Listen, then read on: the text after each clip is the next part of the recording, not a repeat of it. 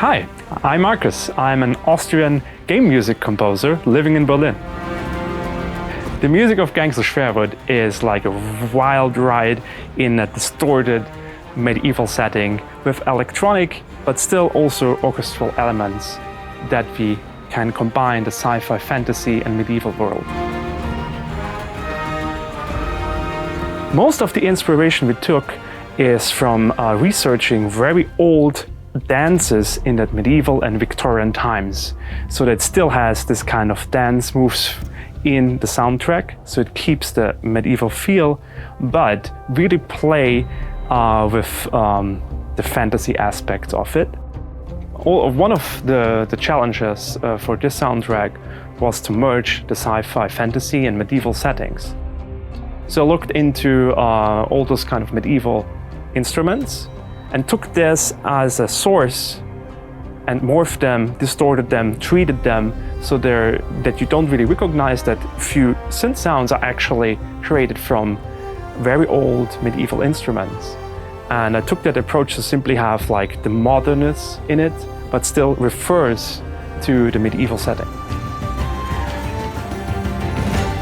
We have done several research simply to find the instrument that represents the world of gangs. And therefore we used instruments like the straw violin, hurdy-gurdy, and also distorted instruments, medieval, skin drums, and electronics.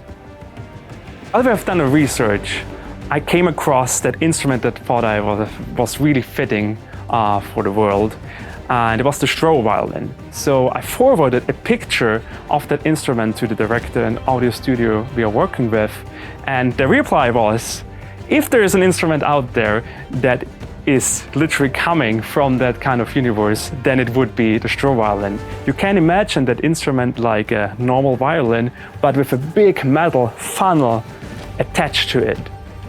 And that was really the look of what you also see in the game here and there with the metal and tech medieval kind of setting.